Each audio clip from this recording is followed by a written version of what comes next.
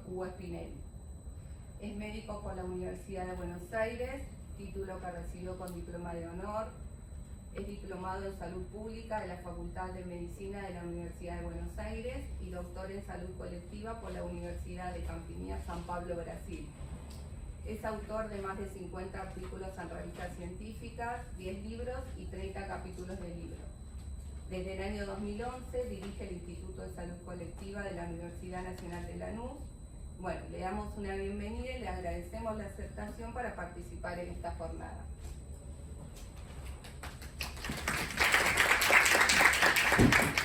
Bueno, gracias por la invitación.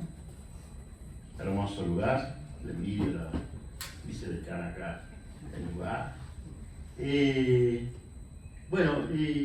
Yo fui amenazado como médico, así que me siento intimidado con las palabras de presentación de los médicos, pero pueden quedarse tranquilos que no soy un exponente de esa raza, soy un médico renegado.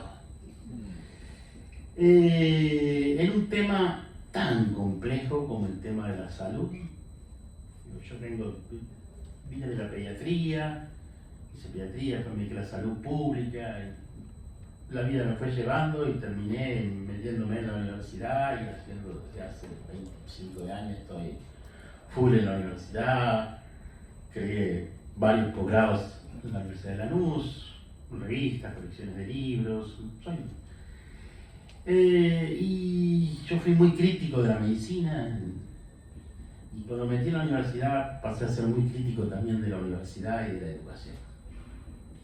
Son dos campos para mí terriblemente complejos, muy complejos en cuanto a la concepción epistemológica propia del campo, y es un campo sin referencias teóricas más allá del propio conocimiento.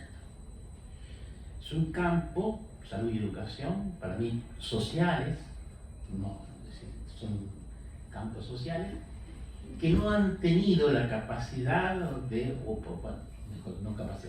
que han absorbido críticamente los modelos organizativos y directivos del mundo industrial, que es la teoría general de la administración, que empezó en 1900, y que fue el soporte, el gran soporte teórico de la organización del sistema capitalista. Es decir, si alguien tuviera dudas, Foucault, en La verdad y su forma jurídica, tiene una adivinanza en Francia, post-revolución francesa, donde describe la situación de una fábrica y él pone una pregunta: bueno, ¿qué es un manicomio, un colegio, una iglesia, un hospicio, una cárcel? Y lo que menos la gente piensa que eso puede ser una fábrica. Y demuestra que no había teoría organizativa para el proceso de trabajo del capitalismo, que recién lo va a conseguir a partir de 1900. Entonces hemos absorbido esas cuestiones, hemos tomado, y de ahí hemos tomado lo que es el trabajo y lo que son las formas organizativas y directivas. Es un poco lo que yo trabajo más. Entonces, nos pensamos y nos piensan como trabajadores industriales, cuando somos trabajadores artesanales. Entonces, los modelos de evaluación de las instituciones científicas son la productividad, cosa difícil de definir, y mucho más si eso es cantidad, ¿no?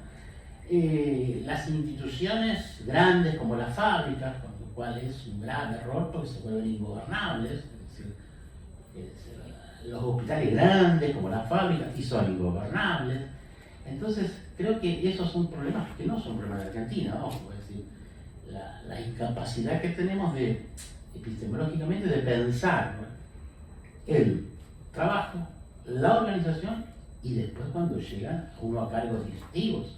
Cuando uno llega a cargos directivos, yo he sido decano y secretario de Ciencia y Técnica, claro, uno viene con el modelo de la fábrica y entonces uno dice, bueno, ahora llego, voy a dar órdenes. Se escuchan las carcajadas frente a las órdenes, es decir, son burocracias profesionales, es decir, donde la base tiene un poder que ni los anarquistas soñaron. Acá hay varios docentes, ustedes saben que cuando entran, antes de entrar a dar clases, no van a mirarlos si están el reglamento aprobado por el Consejo Superior, aprobado por el Ministerio de Educación, acompañado de todo eso. Entran y dan lo que quieren. Eso es imposible de pensar en la fábrica, ¿o no? Es decir, los grados de libertad que tienen estos trabajadores, digo, un docente lo mismo que un médico o un psicólogo o lo que quieran, entra al consultorio y hace lo que quiere. Y si quiere dar flores de Bach, da flores de Bach. Aunque tenga de director de hospital a un cirujano rabioso, hiperbiologicista, hiperpositivista. Eso es una belleza para un anarquista, ¿o no? Sin embargo, después tomamos los mismos criterios que las organizaciones de las misiones y funciones, el organigrama. Y entonces quienes dirigen a veces la pasan muy mal. Las consecuencias de esto, grave, es que no se consigue gente que quiera ocupar cargos directivos en esas áreas. Pero ya no digo ser decano en la UBA, no. Digo ser director de un hospital del interior del país. Porque eso se va reproduciendo, no tengo muchos ejemplos de educación. Pero entonces empieza a aparecer esa cuestión. Punto. Voy a ser muy cortito y después voy a ir por el debate. Soy bastante provocador, como verán. Hay una cuestión básica epistemológica también. Más allá de nuestros discursos ideológicos, tenemos en nuestras cabezas matrices claramente racionalistas e idealistas, sustentadas en una concepción de un sujeto frente al objeto. Pónganme a mí en esa y soy Maradona y Messi juntos. La síntesis más impresionante que vi de este problema la enunció el Pepe Mujica cuando dijo: cuando goberné no tuve problema con las cosas, tuve problema con los cosos. No necesita explicación. Sin embargo, nosotros, si nos miramos, estamos continuamente en lógicas que reproducen el idealismo, el cartesianismo de un sujeto frente a un objeto.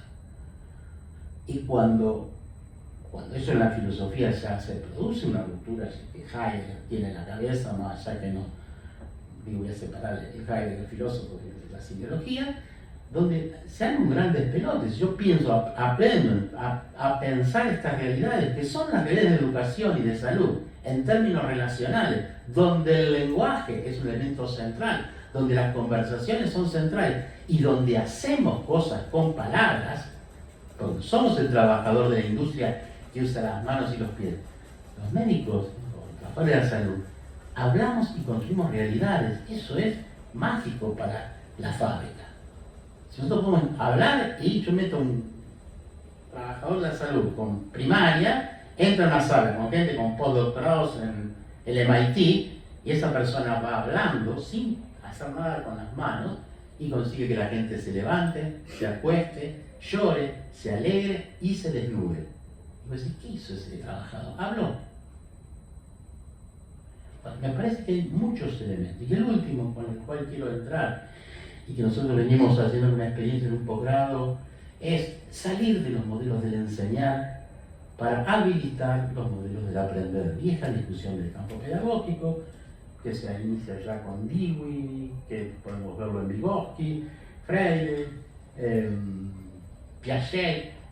Y si todas esas cuestiones de la discusión entre el enseñar y el aprender, que también el enseñar está partiendo de una cuestión de un sujeto frente a un objeto. Ahora, si pensamos en términos relacionales, el camino es el aprender. Lo que pasa es que el aprender entra en un modelo más artesanal, donde no sirven las grandes clases y eso.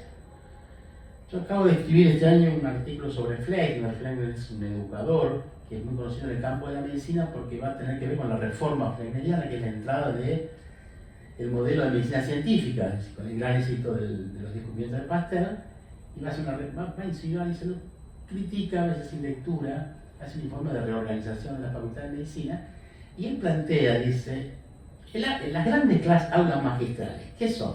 Es un excelente negocio. ¿Por qué? Porque uno tiene un trabajador con 100, 300 alumnos ocupando el espacio. Ahora, ir a los modelos artesanales con instituciones pequeñas es lo mejor para las coronarias de quienes lo dirigen, para las relaciones entre nosotros mismos. Manuel Levinas, voy a decir el sociólogo, dice, ¿cuándo hay más, que no tiene nada que ver ni con salud ni con educación? Norma Díaz, ¿cuándo hay más despelote en una organización? Piénsense, cuando son muchos, cuando no se conocen y cuando no saben lo que hace el otro. Elemental, Watson, ¿no? Entonces después decimos, uy, qué despelote que hay, se pelean mucho. Segunda pregunta, ¿cuándo nosotros recibimos técnicas de resolución de conflictos? Es decir, negociación. Nada, nos crean como si fuésemos individuales y después nos meten a trabajar en instituciones con 400, 500 personas. En el caso de salud, el Hospital Posada tiene 7.000 personas, 24 horas por día, 365 días al año, con la vida, el dolor y la muerte. Hay muy buena gente, porque tendría que haber 5 o 6 homicidios por día. Bueno, lo que quieran. Pregúntenme, no pensé, pensemos juntos. A mí me interesaba que nos contaras un poco acerca de por qué la idea de la salud colectiva, ¿no? Que en realidad, en términos personales, ¿no? Digo, los sujetos piensan en su salud en términos absolutamente individuales. No siempre. Bueno, cuando uno se siente mal, piensa en uno, ¿no? O en él que me contagió, qué sé yo, no mucho más de eso. Entonces, un poco me interesaba eso, que compartieras esta concepción de salud colectiva y un poco también por ahí esta crítica que empieza a aparecer en relación a la atención primaria de salud, que parecía ser la panacea y bueno, resulta que parece que ahora no lo era tanto, ¿no? A ver, la salud colectiva es un concepto que crean los brasileros en función de lo que venía siendo la medicina social. La medicina, en términos generales, fue social siempre, digo. América Latina tiene ejemplos de médicos sociales, Carrillo, yo soy de Castro en Brasil, con los libros de Geopolítica del Hambre, Geografía del Hambre. En América Latina se dio una corriente de medicina social de matriz marxista, fuertemente en los 70, donde hay un argentino, Juan García, muy poco conocido acá, muy fuerte en América Latina. Él dio esa corriente que era hacer una lectura estructuralista de todo el proceso de la enfermedad de atención, que tiene que ver un poco con lo que se va a dar a partir de la segunda mitad del siglo pasado, donde la industria se tecnologiza mucho, la medicina. Si alguien quisiera profundizar esto, hay un excelente libro que se llama La transformación social de la medicina de Estados Unidos, de Paul Starr, que es un cientista político de Princeton, que hace una gran investigación impresionante. Ahora tenemos 10 millones de dólares, 35 ayudantes, cosas que tenemos nosotros cuando investigamos, más o menos. Y hace una investigación impresionante, ¿no? Y donde va contando la historia de la medicina de Estados Unidos, donde en 1900 se podía comprar el título de médico, donde operaban los barberos, donde los médicos iban a formarse a Alemania, fundamentalmente a la Universidad de Berlín. Todo un despelote que en principios de 1900 en Estados Unidos, donde había entre homeopatía, alopatía, cualquiera. Entonces empieza, y Fleckner va a tener mucho que ver con eso, a partir de las fundaciones que actúan como el brazo político del Estado. Las políticas de Estados Unidos, el Estado delegó mucho, porque no tenía poder, salía de la guerra civil, en las fundaciones que tuvieron un rol muy orientador de educación, salud y varias otras cuestiones. Y ahí empieza toda una cuestión sobre la medicina que rápidamente, en función de los descubrimientos científicos, basada en la investigación etiológica monocausal, va despreciando lo social. Yo eso no solo imputo a Fleckner, que era un educador, sino a los propios, es decir, en parte, enceguecidos por los éxitos de las vacunas, los antibióticos, pierden la visión de otras cosas que responde a por qué se enferma y se muere la gente, que es un tema que todavía no está claro en términos científicos, ¿no? Ese proceso va a salir la medicina social latinoamericana a criticar. En Brasil, lo que es medicina social en dictadura había generado dos discusiones. Una es por qué medicina. Acá hay otros trabajadores que hacen a la salud y no tienen por qué ser médicos. Ahí comparto la crítica de un médico. Entonces hay una pedagoga que critica esto y va a poner salud en vez de medicina, y social, que sonaba rojo frente a la dictadura, lo va a reemplazar por colectivo en el sentido de el binomio lo individual y lo colectivo. Y constituye este concepto, que esta es María Cecilia Donangelo, que es la cabeza estaba en la Universidad de San Pablo, y genera esto que se desarrolla fuertemente. Pero yo la verdad, a esta altura de la vida, yo no estoy más en los conceptos, es decir, los rótulos y las etiquetas, porque las etiquetas se van usando y entonces me parece que observo mejor las prácticas. Y la atención primaria de la salud, yo estoy de acuerdo y no estoy de acuerdo. Voy a definir un poquito qué. Si la atención primaria de la salud es lo que definió Alma-Ata, es un verso total.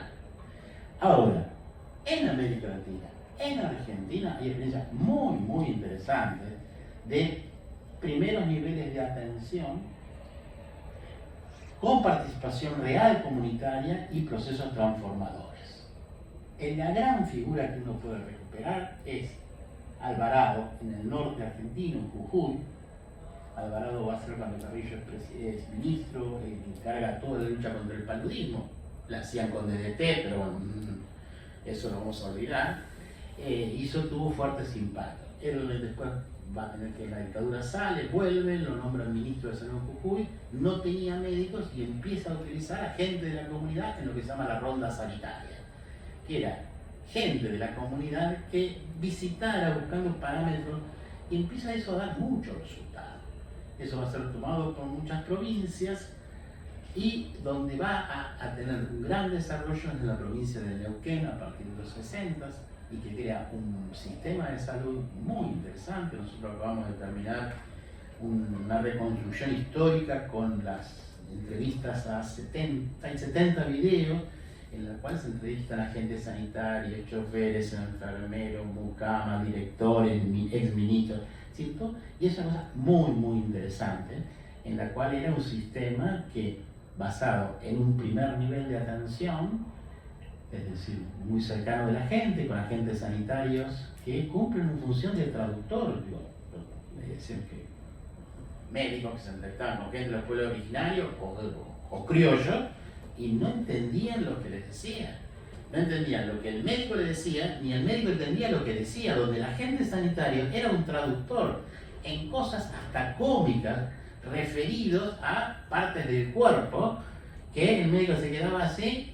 Y entonces ese encuentro, que además digo, es muy básico, se encuentran dos personas, obviamente tienen que conocer. Cuando uno piensa esas cosas y las cosas que nos omite la universidad, decimos, Dios mío, me parece que la universidad debiera ser una autocrítica de esos modelos que nos enseñan epistemológicos que no resisten en el campo de la educación sobre todo y la salud, no meditan ninguna cuestión básica. ¿Cómo puede ser que esto se siga dando clase así? ¿Cómo puede ser que sigamos enseñando con el paradigma de emisor, mensaje, receptor? Esa persona no estuvo casada nunca, no tuvo novio, no tuvo novia, no tuvo hijos adolescentes. Hijos adolescentes se escapan ese paradigma, aunque los padres, no. Y se sigue dando, se sigue repitiendo en las escuelas secundarias o en las universidades.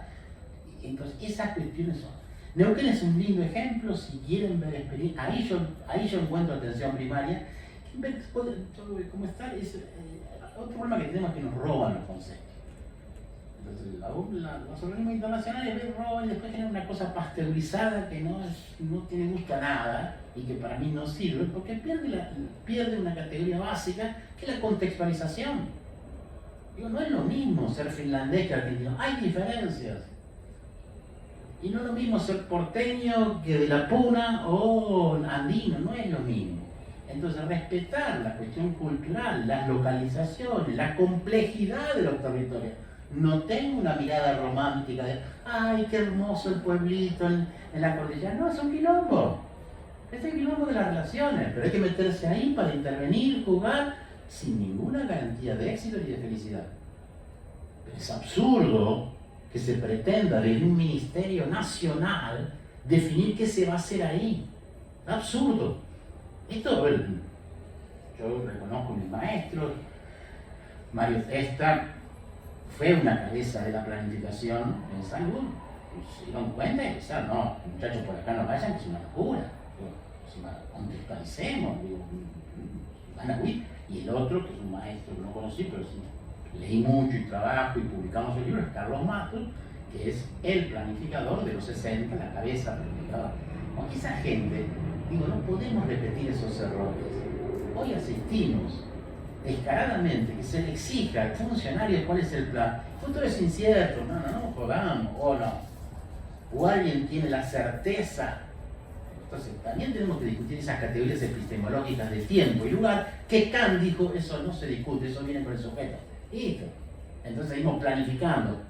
Alguno en la sala puede decir, me está ofendiendo, yo planifico y mi vida está totalmente organizada. Entonces, me parece que estas son las cosas que están sucediendo. Me quedaba pensando un poco mientras te escuchaba que estas epistemologías del sur para el sur que empiezan a reclamar como la ruptura del norte global y del panamericanismo, la salud. Bueno, a mí me parece como que todavía están flojas de papeles en algunas de las propuestas que hacen, pero sí reconozco la intencionalidad de la intersección y del territorio, ¿no? Esta mirada que tienen de, bueno, recibir normativas de cómo actuar respecto de, no sé, la malaria desde el norte es bastante alocado, ¿no? Sin tener en cuenta en qué población y con qué resistencia. No hay que irse muy lejos de este espacio. A mis espaldas había un señor que dijo ciencia y cientificismo, ¿o no? Kawasaki estaba acá atrás, ¿no? Entonces sacan hasta acá atrás. Sí. Estoy desorientada de cosas. Ya voy. Todo es muy relativo. Yo me oriento un poco, me parece que Esto es está... redondo, este edificio, así que ya perdimos todo. Bueno, Barsaki lo plantea claramente. Cuando Barsaki plantea ciencia y cientificismo, es decir, es ciencia contextualizada. A ver, yo no estoy diciendo alpargatas sí, libros no. Estoy diciendo es que tengo que ver contextualizadamente el conocimiento. También hay campos científicos que están obligados a contextualizarse y campos científicos que no, que pueden tener no estoy, pero yo me ubico de donde yo pertenezco al campo de la salud, medicina, digo, de la educación. Es necesariamente contextualizarlo. Tengo que contextualizar, no puedo pensar que voy a hacer la misma investigación que hace el señor en Princeton. No puedo. Quisiera, sí quisiera. Bueno, necesito pensar contextualizadamente y entonces entran otras cuestiones. Lo que hace Boaventura Santo tampoco es nuevo. Lo que hace Boaventura Santo es, digo, puedo recuperar Barsaki, pero también puedo recuperar la Escuela de Frankfurt, que fue financiada por quién. ¿Quién puso la plata para la Escuela de Frankfurt? Hipótesis. Un argentino. Ah, ¿qué va a ser argentino? Sí, un argentino. Migrantes alemanes que eran grandes capitales exportadores que competían con Buick y Roca. Wey, la familia Wey. Entonces también es el desconocimiento que tenemos de las cosas nuestras, ¿no? Que la Escuela de Frankfurt haya sido financiada por un argentino suena un chiste. Mucho más si yo dijera que la definición de salud de la OMS, mejor dicho no, que la OMS está fundada, el cuerpo técnico de la funda la OMS tiene 14, 15 personas y uno de ellos es un argentino, don Gregorio Berman, un psiquiatra cordobés. Ahora no tenemos la más mínima idea. ¿Por qué? Entonces ahí vos ves también ¿por qué? Si fuera, los americanos hacen cualquier cosa y lo venden hasta en pines, te lo venden cuando llegas a Estados Unidos. Nosotros acá tenemos a alguien que era un tipo del Partido Comunista, que intervino en la reforma, que era gorila porque era antiperonista. Pero fue uno de los tipos que creó la ONU. Era una política de marketing, ponelo o no. Es parte de tu historia. Son judíos alemanes que vinieron, la pasaron mal. Esa cuestión de cientificismo y no ciencia, me parece que está también discutiendo. Y eso me parece que atraviesa a todas las disciplinas. Y eso tenemos que discutirlo. Y me parece que, a ver, y como no es una pirámide, porque si no es solo perder tiempo dando esta charla, me voy allá, hablo con el ministro de Educación, hacemos una resolución, la bajamos y al que no le gusta se busca otro laburo. No, esto se va a conseguir en la medida que estos pequeños artesanos en sus talleres artesanales vayan laburando cabeza. Es una tarea titánica. Bueno, yo me comparo con un ejecutivo de la BMW y me siento una petraja. Porque el tipo se puede ir a veranear a Punta Cana y con una computadora controla todo. Sos de Vicecana, ¿no? La Vicecana está en parte escuchándome a mí y en parte con la cabeza pasando y digo, ¿qué estará pasando con esto? Ahora, ¿no sea mejor ser ejecutiva de la BMW? Sí, ¿no? ¿Qué otras preguntas o comentarios o desacuerdos o enojos?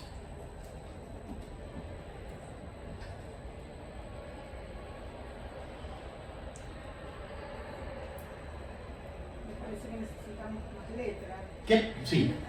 Es como que yo pensándolo para mis clases, habría que abandonar esto de tener un objetivo para los alumnos o hacer cierta planificación sobre temas, porque a nosotros nos piden la planificación, qué temas vamos a dar y... O sea... A ver, la discusión, yo no me meteré irresponsablemente, ustedes son del campo de educación y yo no.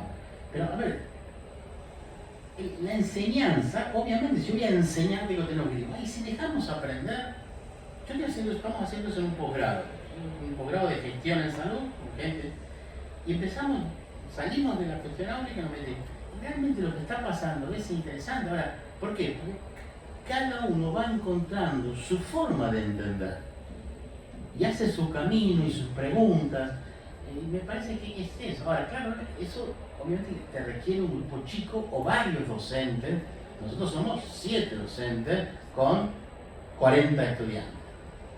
Entonces requiere otra forma de trabajo, que no es rentable para una empresa. Ahora, yo no creo en la planificación, creo que el futuro es incierto, no creo que seamos sujetos puros de la razón, somos sujetos muy complejos, donde el deseo y la cuestión y el devenir es fundamental en la producción de cosas. Pero no lo digo desde la teoría, lo digo desde las evidencias empíricas. Ahora, sé que eso es muy estructurante para una racionalidad cartesiana. La adivinanza que siempre hago para discutir esto de objetivos y procesos es: miren su vida para atrás, individual, analícenla. ¿Y qué ven? Una secuencia de objetivos planteados y alcanzados, objetivos y o un camión de melones que viene de San Juan con los melones acomodándose en el camión.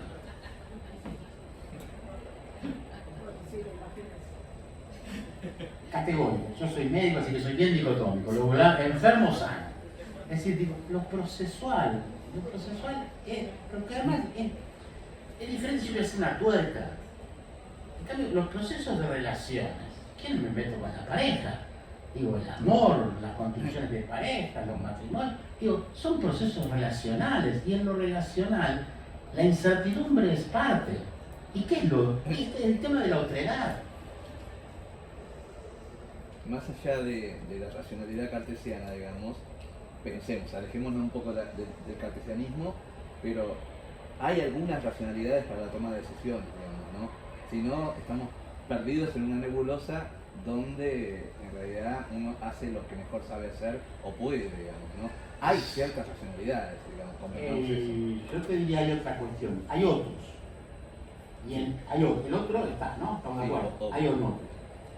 Y entonces, si yo sigo un discípulo de Heidegger, como es Gadamer, que va a darle una fuerte jerarquía al tema de las conversaciones, lo que voy a decir, mira, y lo importante es que lleguemos a un acuerdo.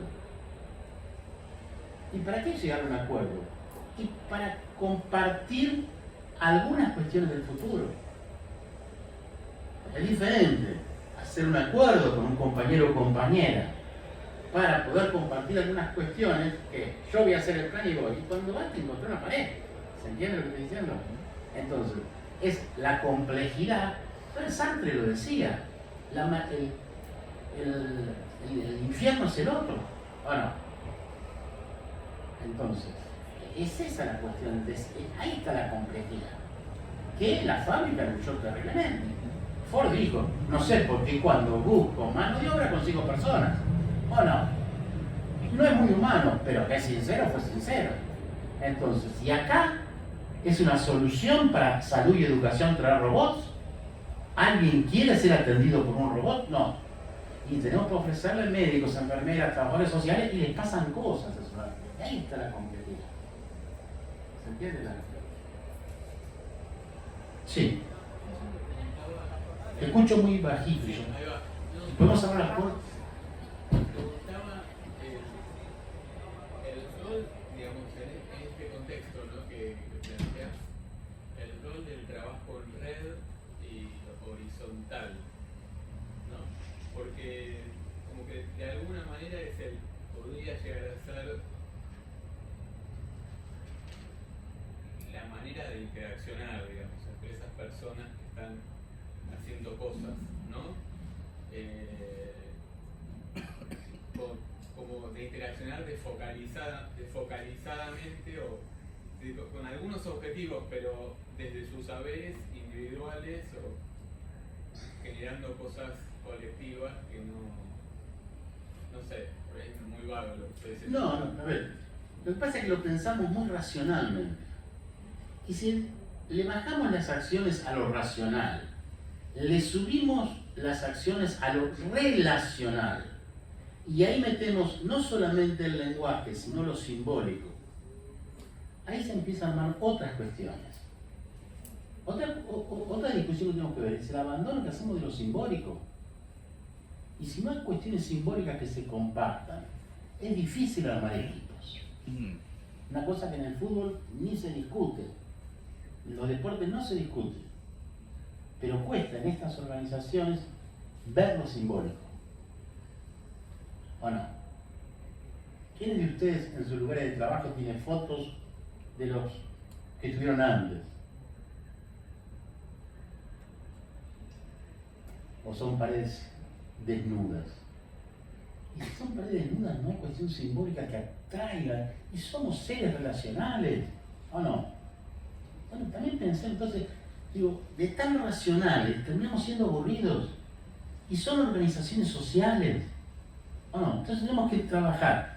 No voy a hacer abandono de lo racional, no es un apelo a la irracionalidad, es un apelo a que no puedo pensar todo en términos racionales, centrados en el yo, como si yo fuese el sujeto puro de la razón, que no lo soy, sino lo pienso en términos relacionales, tengo que tener conversaciones, compartir horizontes, y tengo una necesidad de lo simbólico, que es la cultura. Esta decía, hay dos posibilidades que se puede planificar. ¿Quieren planificar? Mario plantea dos cosas. Una, tengan mucho poder, de tal manera que me tenés miedo y planificás porque yo te doy la orden. O compartamos cultura. Cuando compartimos cultura, aparece como dado que hay que hacer las cosas así, ¿o no? Nosotros no recibimos clases de patriarcado.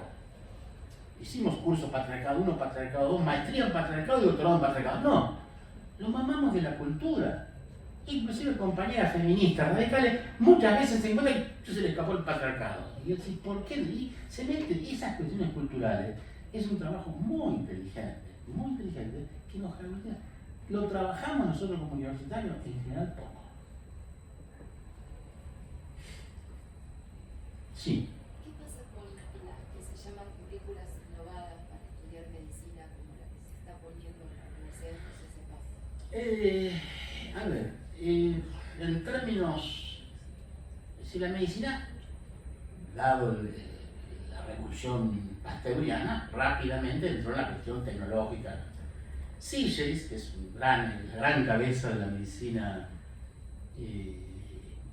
más humanista, es un tipo de la historia de la medicina alemana, raja de los nazis, va a plantear en Coping la necesidad de acercar los médicos en las estructuras de pregrado a visitar los barrios pobres para que conozcan a esas realidades. Bueno. En los años 70, una pediatra argentino de Berizo, nacido en Necochea, Juan César García, va a hacer un análisis de la OPS más estructural y va a decir, no es la currícula lo que forma el médico. Lo que forma el médico es el mercado de trabajo.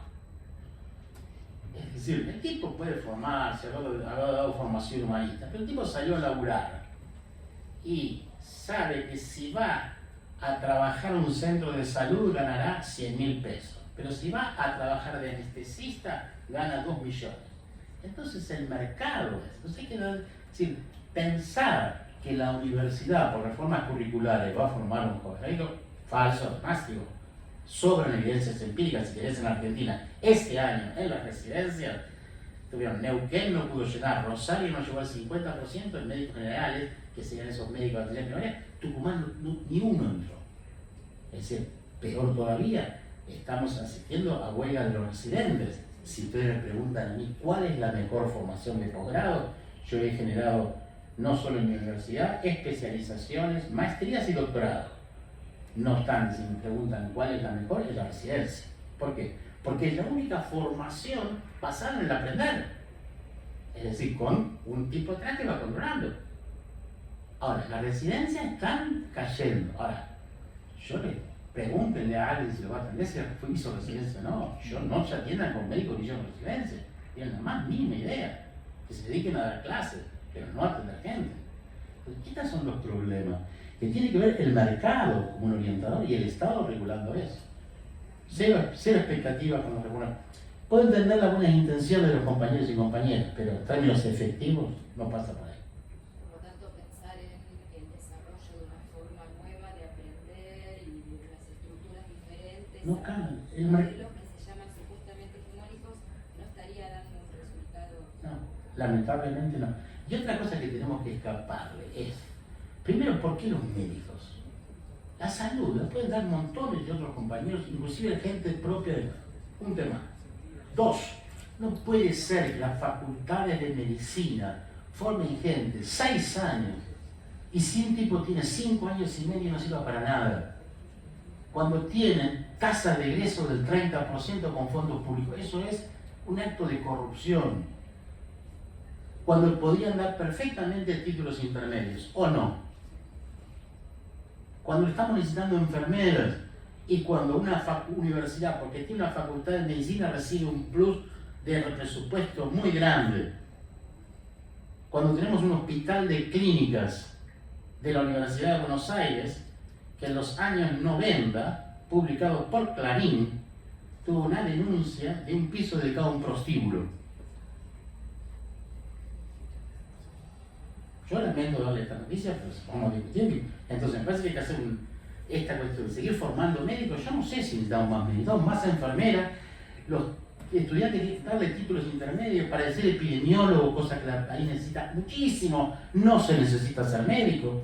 Si hubiera buena epidemiología, demostraríamos las barbaridades que se hacen, medicamentos que se necesitan, operaciones que no se necesitan. Pidan datos epidemiológicos. No puede ser que nosotros sepamos de qué se muere la gente del PAMI. Sí. El rol investigador en personal de salud, en los médicos concretamente, ¿no? Esa especie de desajuste que me parece que es algo muy local, muy de nuestro país. En otros lugares hay como más integración entre el ambiente científico y el médico. ¿Cuál es tu pregunta? Sí, que de alguna manera, desde la ingenuidad lo pregunto, ¿no? Sí, desde la ingenuidad, pero desde la ingenuidad... Con valores. Sí, Desde valores, desde la ingenuidad, pero con valores. sí, eso que se pierde o que se perdió, o esa interacción que se perdió, digamos, no es demasiado, no es como estamos en el pozo. Estamos muy mal. Nosotros gastamos el 10% del PBI. Eso representa 45.000 millones de dólares por año. mucha guita. Eso es más de lo que exportamos del mundo, del campo, del campo, para decir en términos generales. Hay muchísima corrupción, macro, meso y micro. En pandemia, pero digo, para no pensar todo que se vaya arriba, en pandemia un director de un hospital de la provincia me llama Hugo, me dice, me están vendiendo, un pueblo chico, tendrá 15.000, ¿verdad? Se están vendiendo los barbijos en el kiosco enfrente del hospital. Es decir, y eso tiene que ver con que con la cuestión artesanal. Es decir, eso también, al ser macroestructuras, eso desvirtúa totalmente. El tema de investigación se investiga. Hay muchos pibes que no van a hacer residencia. ¿Sabes por qué? ¿Qué hacen? ¿Sabes dónde? Ensayos clínicos. Oye, hay muchos jóvenes que están trabajando, casa quita, el hospital militar, haciendo trabajo con vacunas, Pfizer. Les paga mucho mejor. No hace 24 horas de guardia, no se estresa. Entonces entra y se tergiversa la cuestión. Entonces se investiga. Lo que pregunta es, ¿qué se investiga? Esa es otra cuestión. ¿Se entiende? Y si pones la agenda científica.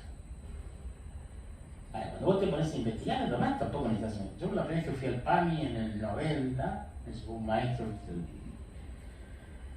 y me dice, no hagas pelote. Bueno, yo voy, me pongo a estudiar los muertos del PAMI, cosa más inocente. Entonces hago todo un estudio de los muertos del PAMI. No podía acceder al certificado de función, porque eso va desde el registro civil. Tomé los sepelios, es decir, pago de sepelios, entonces hago una N de los sepelios del PAMI, muertos del PAMI en Ciudad de Buenos Aires. El jefe me dice, Leonardo Huarte, que es el que tiene el nombre del edificio del instituto, me dice, bueno, ahora compararlo. Entonces lo voy a comparar con los muertos de la Ciudad de Buenos Aires. Es decir, los muertos de la Ciudad de Buenos Aires deben constituir un conjunto mayor que los muertos de la Ciudad de Buenos Aires afiliados al PAMI, ¿se entiende? Es decir, que A era mayor que B. No, B era mayor que A. ¿Cómo puede ser que los muertos del PAMI de Capital sean mayores que los muertos de la Ciudad de Buenos Aires? Hipótesis. Problema de los padrones, ¿no? No, en los padrones no. ¿Cómo? Son muy ingenuos, son muy ingenuos. ¿Qué pasaba? Era la corrupción de las funerarias. Es decir, inventaban muertos. Lo bajaban del padrón al tipo, le facturaban el cajón, pagaban el cajón y eso. ¿Se entiende? Es como robarle mandarina al verdulero de la esquina. Eso, como nadie analiza esas cuestiones, como no hay epidemiología, se dan cuenta que no es una epidemiología muy complicada, ¿no? Obviamente hicimos una resolución que a partir de ese momento todo pago de sepelio por el PAMI tenía que venir acompañado de un certificado de función. Acto de iluminismo francés. A los 15 días nos llaman del piso superior y vamos los dos cual pinky y cerebro. Entramos, una mesa redonda, 12 personas con unos relojes y unos trajes. ¿Quiénes eran? La Cámara Argentina de Empresas Fúnebres. Interesados en nuestros conocimientos epidemiológicos, donde iban destinados. Entonces, eso es decir, y hay, a ver, por eso no hablo del sistema de salud, hablo de campo, es un campo, hay intereses, hay actores, y hay mucha guita en el medio. 40.000 millones de dólares, es mucha plata. Entonces no espero encontrar ahí a Santa Teresa ni a San Francisco, no, hay actores con intereses, y hay gente que sus intereses están que se produzca enfermedad. No tenemos así. Digo, en alta tecnología tenemos gente haciéndose hemodiálisis, es decir, la diálisis peritoneal, que es una diálisis humanizada, no se hace prácticamente en la Argentina, cuando es una diálisis más barata y mucho más humanizada para gente del interior, que a veces tiene que hacer 300, 400 kilómetros para accederse. Y están varios vuelos. Entonces, hay cosas muy jodidas, muy jodidas. Bueno, se conocen porque hay actores muy importantes y porque la medicina, ya lo había dicho con conflictos con Indochina, para pueblos perspicaces es mejor la medicina que las ametralladoras. Que las ametralladoras. Y si tiene alguien duda, vea el proceso de biopolítica que sufrimos con la pandemia. El miedo al otro, los cuerpos. Creo que tengo tiempo para algunas más antes que me echen. De todos modos, me parece que habría desafíos para los procesos de formación, ¿no es cierto? ¿Sí?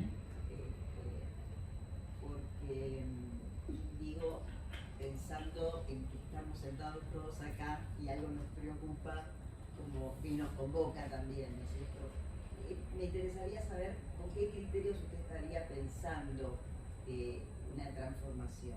O sea, tomando, digamos, todo lo que usted planteó respecto de lo relacional y cosas con las que acuerdo absolutamente, pero digo, en relación al conocimiento que se tendría que transmitir y los modos de esa transmisión. Quería volver a algo anterior que tiene que ver con... Igual está muy vinculado con el comentario de recién, que tiene que ver con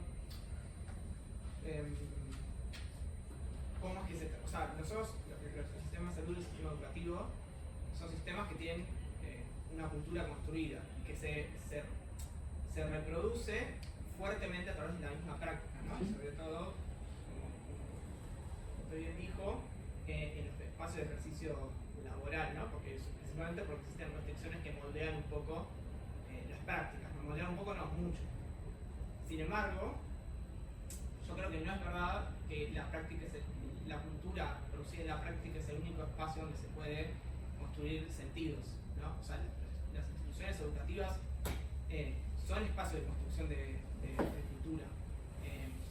O sea, si no, no estaríamos acá discutiendo esto, ¿no? Digo, si las instituciones educativas, pensándolo yo en este tema en particular, las instituciones que enseñan a las personas involucradas en la salud, a sus profesiones, a las personas involucradas en educación, a ser docentes, si esa institución no tiene, no propone espacios de reflexión, se reproduce exactamente, no sé, lo que viene dado por otros, digamos, por otros espacios. En las instituciones educativas, los referentes, que suelen ser los profesores, construyen sentido, construyen una lógica. Digo, ¿Y usted nombró son homogéneos? No, digo, todo lo contrario. Usted nombró a Rosavsky, si la universidad en ningún momento del trayecto educativo de una persona que se forma a ser científica escuchó nombrar a Rosavsky por sus referentes, ¿cómo va a llegar a eso? ¿No? Entonces, ahí hay que tener cierto cuidado con pensar que estamos en el horno, digamos, y que la institución educativa no tiene ningún tipo de capacidad de construir contrasentidos. ¿Sí? A ver, yo empecé diciendo, ojo, este no es un trabajo industrial, es un trabajo artesanal. Por lo tanto, yo puedo generar mi nicho de artesano y hacer lo que quiero. ¿Eso es bueno o es malo para el pueblo judío? Depende. Es decir, cuando... bueno, es artesanal, por lo tanto hay unos grados de libertad que son inmanejables, para bien y para mal. Es decir, un trabajador de la salud entra a un consultorio, y hay un trabajo de un compañero brasileño, Hernán Samerí, y dice, cuando se arma esa cuestión, hay un espacio, una intersección de micropolítica, que es fabuloso. Bueno, yo puedo tener una prohibición radical contra el aborto, pero se encuentra un trabajador con una persona y pueden llegar a acordar y puede haber un consejo. Ahora, entonces esos márgenes de libertad están siempre, para bien y para mal. La otra cuestión, es hay que salir de las grandes estructuras. No necesitamos grandes universidades, ni grandes colegios, ni grandes hospitales. Necesitamos cosas hechas a escala más humana. Yo entré a una universidad que empezaba. Es Lanús, yo entré cuando empezaba Lanús. Yo nunca había estado en la universidad, había estado en la UBA, trabajo que había estado con el PP, pero y era maravilloso, pero era muy poquito. Entonces el diálogo salían las cosas rápido. Che, la rectora la llamas por teléfono. Eso, yo no me fui dando cuenta de los beneficios que estaba teniendo, pero fui formando las normas. Eso me dio una ventaja y me sigue dando una ventaja porque me permite mentir, no, porque la norma, claro, yo soy viejo, digo, me dicen, no, eso es bellísimo. Ahora, digo, en las cuestiones de las micropolíticas. Entonces, no las grandes instituciones, las pequeñas instituciones. En salud, centros de salud. Pero eso lo están haciendo los países centrales europeos, ojo. Ustedes vayan a Europa y muchos países están cerrando hospitales para abrir pequeños centros de salud, donde haya 20, 30 personas, que más o menos es el número que pueden trabajar bien, relacionarse, en contacto con la gente, pero no con la gente, con poblaciones asignadas, que es lo que hacía en Neuquén. Entonces yo sé que María Facunda no sé cuánto está embarazada, y entonces ¿cuándo fue el control? Y establezco relaciones, porque son relaciones entre personas, y cuando hay relaciones entre personas, la violencia raramente aparece. Ahora, si yo voy a un hospital con 500 tipos, que es un quilombo, metiendo un tipo que no le conozco, y facilita que aparezca la violencia. Entonces hay que criticar los grandes hospitales. Esos hospitales, la mayoría de esos trabajadores podrían trabajar al territorio, dejar esos hospitales con alta tecnología para los problemas complejos, pero el 80% de los motivos de consulta, y eso está demostrado científicamente, son temas banales, que si yo conozco a la persona, lo puedo trabajar en términos relacionales, que tiene que ver, escapar de esa idea de la medicina que se quedó con el cuerpo y abandonar la idea de la corporeidad. Si yo pudiera trabajar corporeidad, pasiones, representaciones, y entonces haría otras cuestiones, que es donde tiene eficacia la medicina de los pueblos originarios y eso. Y la pseudociencia también, ¿eh? ¿Cómo? Las pseudociencias también. También, sí. La homeopatía, el reiki, el curanderismo y No todo. lo llamaría pseudociencia. Es decir, si trabajan en el tema de la corporeidad, también, ahora, ¿ustedes saben cuántos muertos hay por tuberculosis en la Argentina por año? Un número, 1000 muertos. ¿Y cuántos muertos hay por acciones médicas registradas? Estoy hablando de estadísticas del ministerio, estadísticas oficiales, es decir, que pasaron por su certificado de función, que alguien dijo por tuberculosis, por acción iatrogénica de un médico. ¿Cuántos muertos hay? Nadie se va a enterar. Muchos más. Qué pesimista que es. Usted tiene algo contra los médicos, ¿eh? No, familia médicos. Tiene algo contra los médicos. Bien. Hay 1000 muertos, que es lo que registran. Imagínense, si hay registros para 1000, sobra. Entonces, ojo que la medicina no es que la sobremedicación, la cesárea. Nosotros sacamos un artículo que se llama la atendemos de martes a jueves. Analizamos partos en la ciudad de Buenos Aires, privados y públicos, en mujeres en un grado de educación. ¿Qué era? Yo había ironizado mucho, con mucho tiempo de desigualdades sociales, que decía que la ciencia estuviera obstinada en encontrar el beneficio de ser pobre. Porque cosa que metíamos, encontramos que ser pobre era malo. En esta investigación encontré la única excepción: ser pobre es bueno. Si vos eras una mujer joven, con bajo nivel de educación y atendida en un hospital público, tenía menos probabilidades de que te hicieran una cesárea que si eras una mujer de edad media, de buena posición económica, con estudios universitarios y te atendías en una prepaga. Es decir, ahí, ¿no? Digo, entonces, tampoco idealicemos la medicina. Hay buenos médicos, hay excelentes buenos médicos y médicas. Y después hay como en todo, como en la línea del Señor. Creo que estoy en la hora, ¿no? Entonces, usted manéjeme con... Estamos en la hora, pero bueno, me parecía que por ahí era interesante plantear algunas líneas que los profes y las profesoras pudieran tener en cuenta a la hora de tratar de correrse de estos modelos biomédicos que explican poco, ¿no? O que explican solo una parte. Explican el cuerpo, en el mejor de los casos, también hay intereses sobre el cuerpo, y dan al paso de la corporeidad, las relaciones. Digo, la gente necesita hablar con alguien. Entonces, el buen médico de familia era eso. El buen médico de familia era que conocía las familias y iba manejando. Cuando vino no hay enfermedades terribles. Yo una vez me estaba en el hospital de niños, me acaba de agarrar, se estudió con los médicos pediatras que habían salido de esa residencia. Yo estaba ahí, veía retinoblastomas, rhabdomyosarcoma, una cosa terrible, ¿no? Esos médicos se los entrevistó, se quejaban de que nunca les habían enseñado una mamá que el chico no le come, que ese tipo de las cuestiones relacionales básicas que tienen que ver más con las corporeidades y con lo relacional que con los cuerpos enfermos. Bueno, eso tiene mucho que ver también para repensar. Tengo una pregunta, perdón, me cuelo. No, No, pensando también en la pospandemia, donde muchas de las relaciones se transformaron por la virtualidad. Apareció la telemedicina, nosotros en educación tenemos algo similar, con, en el mejor de los casos, enseñanzas híbridas.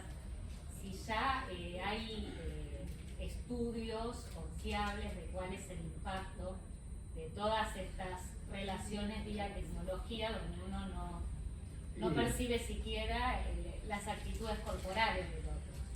Yo no tengo estudios, pero te puedo dar mis relaciones, mis cuestiones. Yo soy enemigo de toda enseñanza virtual, eso estoy obligado a veces, pero no coincido. Me pasaron cosas muy desestructurantes, por ejemplo, incorporar un profesor vía al instituto, al cual lo incorporé conociéndolo desde acá. En el día de la pandemia, un día me lo cruzo. Entonces yo me imaginé un cuerpo totalmente distinto. Una cosa muy loca. Dije, la verdad es que no. Pero además tenía dificultades para mirarlo, no lo miraba y me hacía una cosa disruptiva. Una socióloga, investigadora de CONICET, me contó que en plena pandemia, con su chiquito de 2 años, lo sacaban a dar vuelta a la manzana y cuando el chico volvía, veía la puerta y gritaba y lloraba. Mi compañera hizo consultas con una ginecóloga vía WhatsApp, huyó despavorida. ¿No? Es decir, a ver, la mediación de la tecnología es terrible. Ahora, la mediación de la tecnología es la forma que tiene el desarrollo capitalista de romper lo relacional. Es decir, si el día que se rompe eso, y hay 2 campos en la medicina que ocurrió que son rayos y laboratorios. Entre los radiólogos y los bioquímicos se metió una máquina que les robó el proceso de trabajo, les mediatizó y entonces los tipos quedaron totalmente padronizados. El resto no. Hay intentos de eso, sí, en la pandemia en Jujuy, que pasó un desastre, la peor carnicería en pandemia ocurrió en Jujuy, contrataron médicos rosarinos y cordobeses que por WhatsApp atendieran. Fíjense, un tipo de la Puna hablando con un rosarino o un cordobés, no resiste el menor análisis, ¿Estoy en contra de la telemedicina? No. Es decir, como tampoco, yo uso el Zoom, pero me parece que una cosa es usar el Zoom para una cuestión puntual y eso, una consulta, sí, y otra cosa, instalarlo como forma de trabajo. Si alguien quisiera meterse en eso y quisiera con esto, bueno, ahí van a encontrar, nosotros tenemos una colección de libros que se llama Cuadernos de Disco, que son libros gratuitos, tenemos varios libros clásicos, de Pobres de Carrillo, de José de Castro. Hay un libro de una compañera brasilera muy interesante que se llama Los médicos y la medicina. Es una etnografía, ella hace con su padre era médico, entonces estudia de los años 50 a todos los compañeros de su padre el proceso del trabajo. Y en San Pablo mira después, hace 3 décadas después, a otro. Cambió totalmente el proceso de trabajo. A mí un médico de la NUNA me dijo, mira Hugo, yo antes estaba en el consultorio y mientras el paciente abría la puerta y se sentaba, cuando se sentaba yo ya tenía el diagnóstico. Hoy el paciente abre la puerta y yo estoy con la computadora cargando los datos. Recién lo miro cuando está sentado delante mío. Es decir, la tecnología lo que hace es rompe esa cuestión relacional. Y yo creo que eso no es nada bueno. Hugo, muchísimas gracias. Por favor, gracias a ustedes.